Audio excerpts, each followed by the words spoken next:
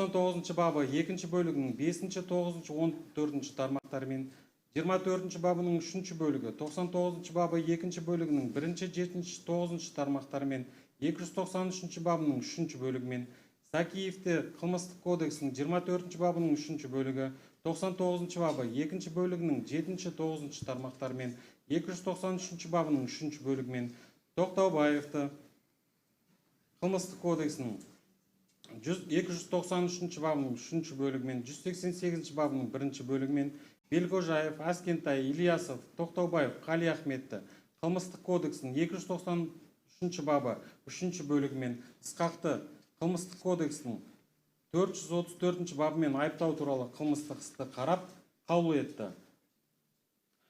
Сотталушылар Шынасылды, Сакиевті, Тоқтаубаевты, Белгожаевты, Аскентайды, Ильясовты, Тоқтаубаевты, Қалиахметті, Ысқақты айыптау туралы қылмыстық іс бойынша бас сот талқылауын Жетісу облысының қылмыстық істер жөніндегі мамандандырылған ауданаралық сотының ғимаратында 2025 жылғы 17 сәуірге 10 сағат 00 минутқа тағайындалсын.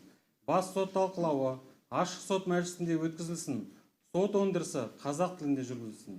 Қазақстан Республикасы Ішкі істер министрлігі қылмыстық атқару жүйесі департаментінің Алматы және Жетісу облысы бойынша нөмір 21 мекемесінде күзетпен ұстауда отырған Тоқтаубаев, Шынасыл, Сакиев, Белгожаев, Аскентай, Ильясов, Қалиахмет және Ысқақ басты сот талқылауына жеткізілсін. Бас сот талқылауына мемлекеттік айыптаушылар, сотталушылардың қорғаушылары, заңды өкілі, айыптау актісінің тізіміне сәйкес жәбірленушілер, олардың өкілдері, куәлар шақыртылсын. Отыруларыңызды сұраймын. Құрметті сотқа қатысушылар, келесі сот отырысы 2025 жылғы 17 сәуірге тағайындалды. Одан кейінгі сот отырысы 2025 жылғы 18 сәуірге тағайындалды. Яғни аптасына 2 күнге, бейсенбі және жұма күндеріне.